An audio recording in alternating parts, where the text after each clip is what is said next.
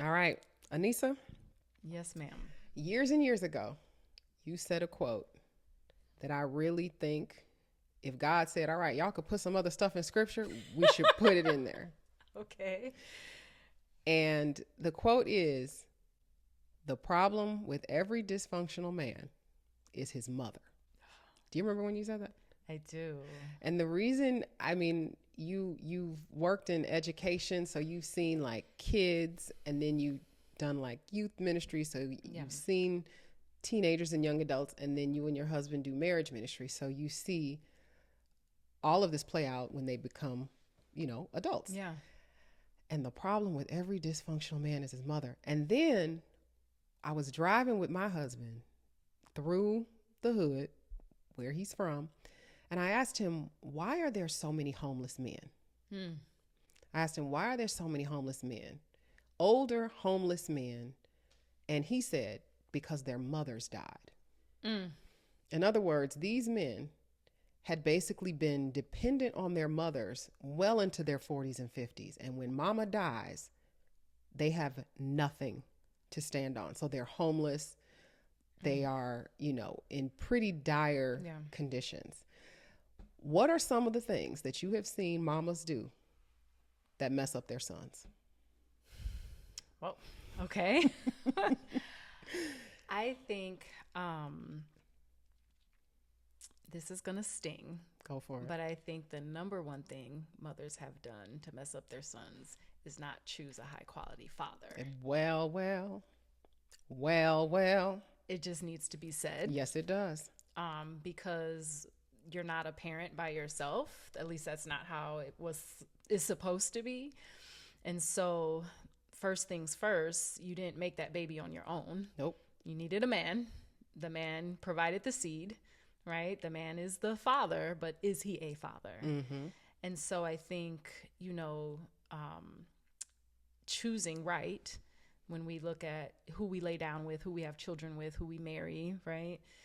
Are we considering that? Are we Yep. considering this man is going to father my child and is going to have to show my child, in this case, we're talking about sons, right? Mm-hmm. How to be a man, how to be a father, how to be a husband. So I think that's a big part of it. Yep. I think if we are just kind of talking about moms and their role, I think moms are just too soft and nurturing. And we coddle our boys to a fault. Mm-hmm. And we treat our sons like they're our husbands, Mm-hmm. right? Or our boyfriends, and not as if they're going to be someone else's husband Mm-hmm. one day, Yeah.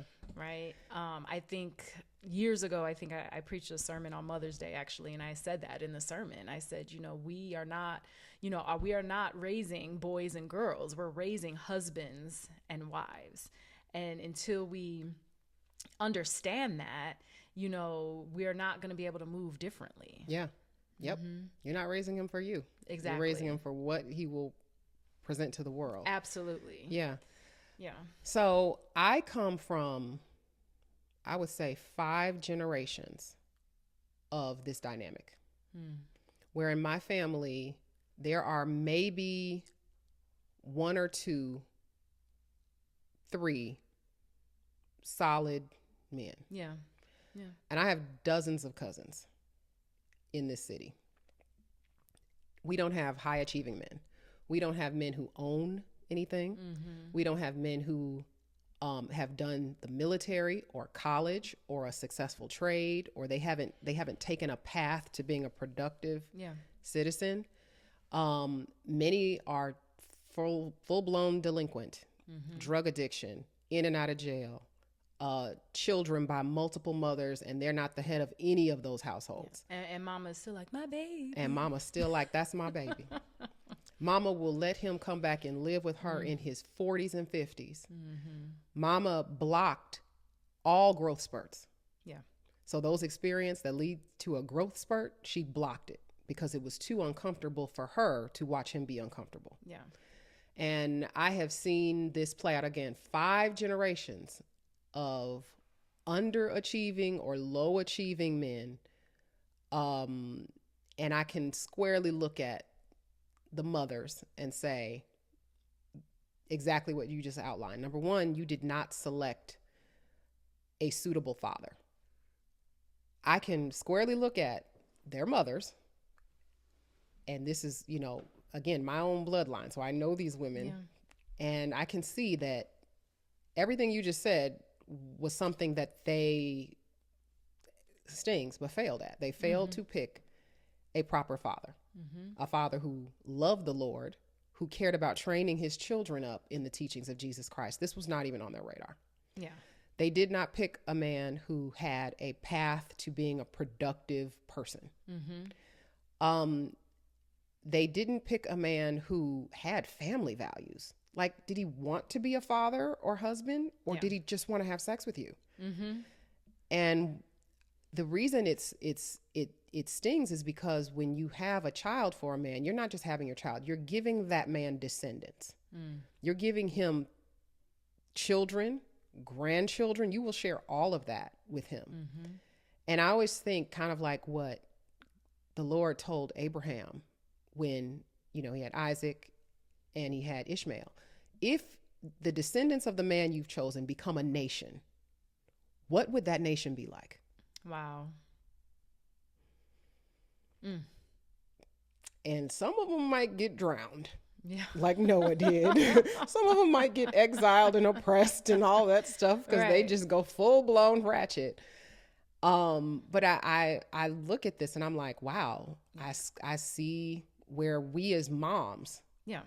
And, I think there's another side of this too. So the other side of this is you are married and you're married to a decent man who is there and who is, what he, doing the things that, he should be doing, but you're blocking, right? So you're not allowing the father to, train up the son, or you're protecting the son from every little scold or discipline, or you're not in agreement with each other. So I think the other side of this too is you as a mom, interfering with the training and the rearing that could be taking place, but for whatever reason, you're not allowing it to.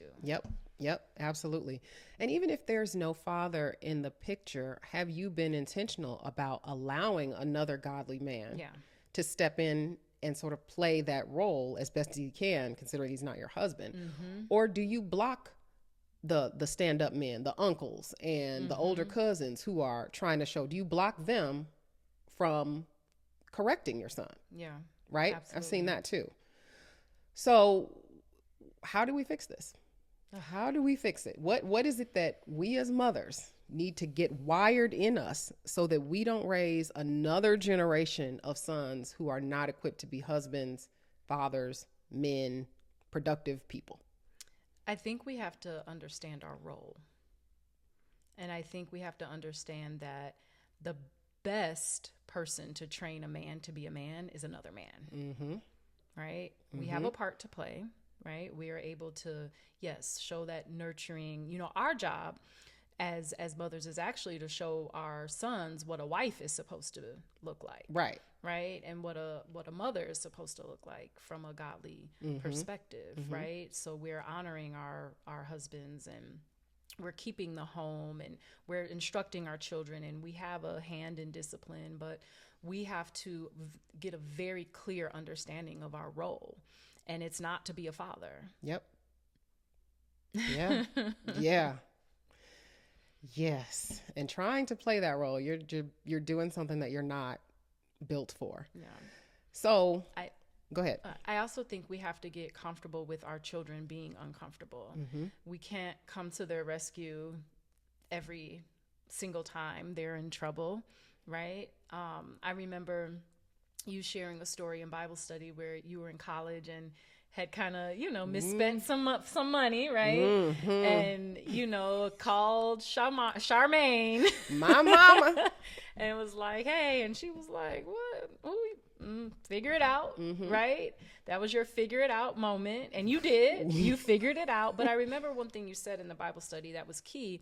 You said, if your mother would have paid your rent in that moment, right? And saved you, so to speak, you feel like you would have never learned your lesson around just how to be a good steward over your money and what it means to like run out and not be in debt and things like that, right? Because that safety net was going to be there, right?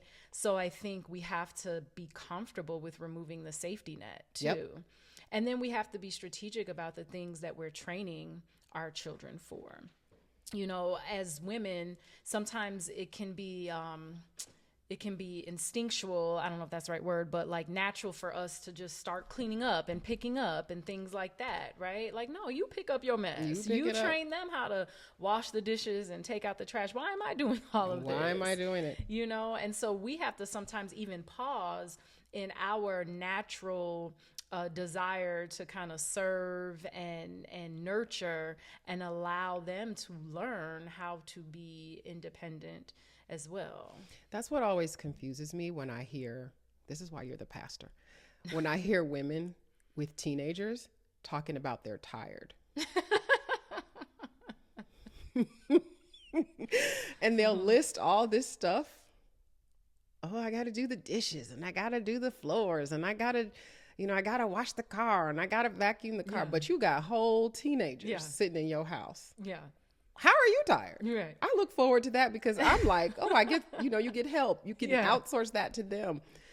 What are you doing? Yeah, I know. I mean, like my oldest son, he'll joke with me sometimes because I'll be like, oh, I'm so this or that. And he'll be like, why? Because you're not doing it. Me and dad are going to, do that part. Or, you know what I mean? We're going to drive. All you're going to do is sit in the car. Pretty much. That's exactly how it goes. So whenever I talk to other moms who talk about, oh, I'm overwhelmed, but you tell me you have teenagers, that could be a clue that you're not giving them enough. You're not delegating enough to them, which robs them absolutely of growth spurts to learn those skills and be independent. Yeah. And what it creates is arrested development, right? And so then going back to, this notion of men who are now in their, 40s who like, now you're in a household and the wife feels like she has, 2 sons, you know what I mean? Like she's raising, her kids and the husband, you know what I mean? But that, again, kind of points back to a whole generation of women that just catered to their sons and did not push them. And then, if the male presence wasn't there, that was just a double-edged sword. And then it backfired on them, unfortunately, because many of these women die alone. They don't have their sons coming to bring meals to them. They don't have their sons coming to visit them in the hospital. These same sons that they have catered to do nothing for them when they're on their deathbeds. Yeah, because you created, kind of just, a self-seeking, selfish individual who thinks that the world is going to adjust for them. And how do you see this play out in marriages when son gets married and there's supposed to be a break, right? The leave and cleave, right? You will leave your family and be joined to your wife. But if that mother-son bond is still resembling what it did during his formative years and in his childhood, have you seen that disrupt marriages? Yeah, for sure. I think that, unfortunately, it puts the son in a horrible position, right? To have to choose between, his wife and his mother. I think the best case scenario is having a mother-in-law who understands, again, her role. And a part of your role was to train a husband and a father. So now when he is joined to his wife, you then understand your new role, right? As a supporting character and not the main character, right? And so it can definitely cause friction within a marriage, especially if it's a situation where, the mother or mother-in-law kind of has, a lot of weight in decisions and things like that, Yeah, absolutely. How do we fix it? What is the fix if you're in a situation where, husband has been coddled by mom? Husband is not functioning well. And this is not a biblical reason for a divorce. Yeah. Honestly, I think the fix is that husband needs to immediately get around some strong, godly men, because I believe like men fix other men. Mm-hmm. You know what I mean? Mm-hmm. Women fix other women. You know what I'm saying? So I think he needs to be accountable to some other men who can help him unpack, why they're having these issues, within the marriage and what they stem from. But then also men who will challenge him like, bro, no, like, that's not okay for your wife to be carrying the entire mental load or the entire financial load or the entire this of the family. Like, you need to step up. You know what I mean? Or if, the husband is in a situation where he's always kind of like conceding to his wife and allowing her to do everything. A lot of times that comes from having an overbearing mother, right? So as a man, you just step back and you just let your wife do everything because that's what you grew up with. And you might not even know how to lead or do what you need to do as a man if you didn't see it. Yep. So I think like step one, getting around the right people, the Yep. right community. Yep. Mm-hmm. So we have kids now. This is really the last one. Okay. So we have kids now. Different stages. Well, we have sons that are, around the same age. What should we be doing during those early years when they're little Mm-hmm. to kind of prepare them for that cleaving process with their wife and leaving our families? Mm-hmm. One of the things that we did with our oldest son, who's now 17, and we do, with our youngest son, who's 8, is we talk constantly in the future with them about them being married, about them having kids, right? Like, the purpose of what we do now is so you can be a husband, so you can be a father. So even using that language so that it's ingrained in them, that I'm going to be a husband, I'm going to then be a father, so that it's even just on their radar, right? So it's a part of what they grow up thinking is the next step. Yep. And then I think very practical things too. They need responsibility. Yep. It starts with household chores. It starts with teaching them how to manage money. Like, you have to be intentional. Like, training is exactly that. It's Yep. hands-on. Some things are caught, right?